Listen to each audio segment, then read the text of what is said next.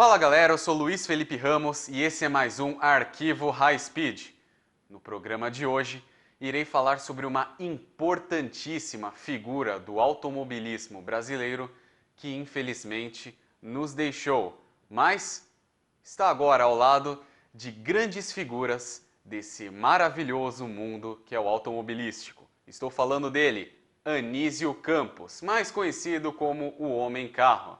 Então não se esqueça, curta, compartilhe, comente e ative o sininho para receber as notificações do canal e assim ficar sempre atualizado. Roda a vinheta!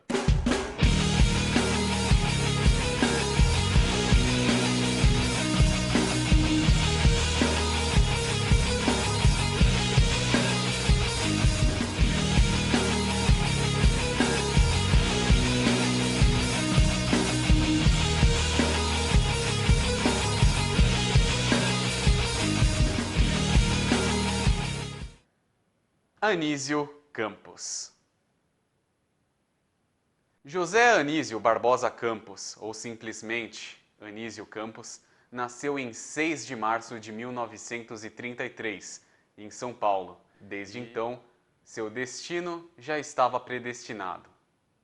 Filho do meio do Dr. Paulo Barbosa de Campos Filho e de Maria Quinta Moraes Barbosa de Campos, Anísio cresceu na região dos Jardins, entre as ruas Adoc Lobo e Bela Sintra, mas devido ao fato de ter estudado em um dos mais tradicionais colégios de São Paulo, o Arquidiocesano, a família acabou mudando-se por conta do filho e do desejo de sua mãe para o bairro de Vila Mariana, poupando assim os filhos da maratona de transporte com os bondes que subiam e desciam a Rua Augusta até a Avenida Paulista e que iam do bairro do Paraíso até a frente do colégio. A infância rica em experiências foi algo que o marcou profundamente, que sempre lembrou com muito carinho da figura do avô paterno, Anísio Ferreira de Moraes, de quem provavelmente herdou parte de sua veia criativa. Anísio foi terminando ginasial, lembrando que era assim como eram chamados os 4 últimos anos do que é chamado hoje de ensino fundamental, e começou a viver um dilema: clássico ou científico? Para os mais novos que não sabem o que é isso, inclusive eu que tenho apenas 21 anos, o antigo segundo grau, que hoje é chamado de ensino médio, tinha subdivisões. O clássico era mais voltado para as ciências humanas, o caminho para se preparar para a faculdade de Direito, por exemplo.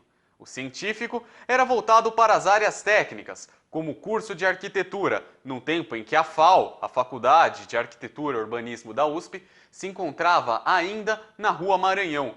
Dividido entre seguir o caminho da família, Anísio costumava ir ao fórum acompanhar julgamentos e explanações de advogados, e o desejo de projetar carros, pintar, esculpir e inserir-se no mundo da criação artística, Anísio acabou por não seguir nenhum dos dois caminhos. Aos 21 anos, já independente e vivendo de sua arte. Contudo, ainda havia o sonho de criar carros. O paulista, antes mesmo de partir para o ofício que lhe tornou famoso, fora piloto nas décadas de 50 e 60, tendo sido figura ativa na época de ouro do automobilismo brasileiro, dividindo curvas e ultrapassagens ao lado de figuras míticas, como José Carlos Patti, Wilson e Emerson Fittipaldi, Bird Clemente, Francisco Lameirão, Luiz Pereira Bueno, entre outros. Além de piloto, Anísio também foi chefe de equipe da Escuderia Z, ou simplesmente Equipe Hollywood, que foi uma das maiores equipes do automobilismo brasileiro. A segunda, uma vez que, como eu falei no vídeo sobre Le Mans, a primeira foi a equipe Willys. Na segunda metade da década de 50, o governo de Juscelino Kubitschek, o JK, trouxe para o Brasil a indústria automotiva, com diversas montadoras se instalando no estado de São Paulo, a exemplo da Volkswagen, que se instalou no bairro do Ipiranga. Foi neste período que Anísio Campos enveredou também pelos caminhos da velocidade. Em 58, disputou uma prova de subida de montanha ao volante de um pequeno Simca, entre Cubatão e Paranapiacaba, finalizando em segundo lugar. Ele também cometeu o absurdo, mas que só os apaixonados por velocidade cometem e entendem de vender o seu carro, um Jaguar, para comprar um mais adequado às competições. Foi neste período que surgiu o GEA, Grupo Executivo da Indústria Automobilística Brasileira, que tinha por objetivo criar meios para a instalação e sustentação das montadoras no país. Era uma oportunidade de ouro para a criação de um sistema de produção industrial e de um mercado de comércio que geraria milhões de empregos, e também o de projetista. Na década de 60, a indústria automobilística estava em plena formação. Grandes e pequenas fábricas começaram a se instalar e produzir os primeiros veículos nacionais. A partir da experiência como piloto, surgiu o primeiro projeto, o Carcará. Feito em parceria com outra figura lendária do automobilismo brasileiro, Rino Malzone, o protótipo fora concebido com um único objetivo: bater o recorde brasileiro de velocidade. E tal feito foi logrado na rodovia Rio-Santos em 1966. O carro atingiu a expressiva marca, para a época, claro, de 214 km por hora, tudo isso graças ao motor 1.1 de 104 cavalos. Depois disso, Anísio não parou mais. A partir daí, foram desenvolvidos carros mais comerciais. Ao todo, foram mais de 15 projetos, incluindo modelos icônicos como o pequeno Dacon 828. Porém, nenhum deles ficou mais famoso que o Puma GT, revelado no Salão do Automóvel também de 1966.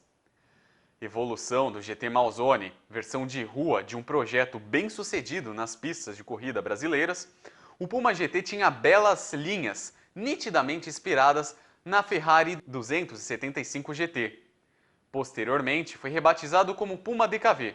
O veículo teve pouco mais de 200 unidades produzidas antes de sair de linha precocemente em 67, após a compra da WEMAG, a então fabricante do esportivo, pela Volkswagen. Ainda em 1967, em parceria com a revista Quatro Rodas, Anísio projetou uma versão rigorosamente limitada do Puma GT. A então intitulada Puma GT4R foi sorteada entre os leitores da revista. Nas décadas seguintes, Campos assinou projetos para empresas especializadas em veículos fora de série.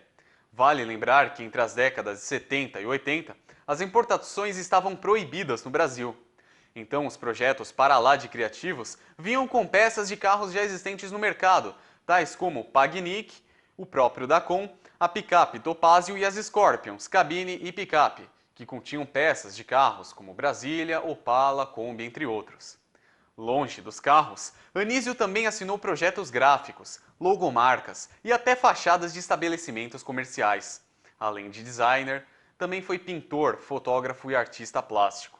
Sua história foi contada em um documentário feito em 2014 por sua filha caçula, Raquel Valadares. Com 73 minutos de duração, o documentário mostra Anísio Campos reencontrando algumas de suas criações, tendo inclusive as levado para uma volta no Autódromo Velocitar. Em 2015, foi homenageado pela revista Auto Esporte no Prêmio Carro do Ano, tendo seu nome incluído no Hall da Fama, ao lado de figuras como Luc de Ferran e Mauro Salles. Anísio nos deixou em 15 de setembro de 2019, deixando órfãos em toda a comunidade automobilística brasileira. Todos nós, apaixonados por essa maravilhosa máquina, que é muito mais do que apenas 4 rodas e um motor, sentiremos sua falta. Porém, seu legado fica.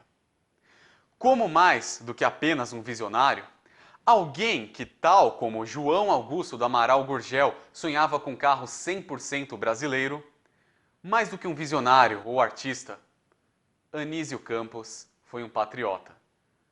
Do fundo do nosso coração, aqui do Portal High Speed, desejamos as mais profundas condolências e sentimentos à família de Anísio Campos. E aí, galera, gostaram do vídeo? Então deixem aqui nos comentários suas críticas, sugestões e opiniões de matérias que vocês gostariam de ver no arquivo High Speed.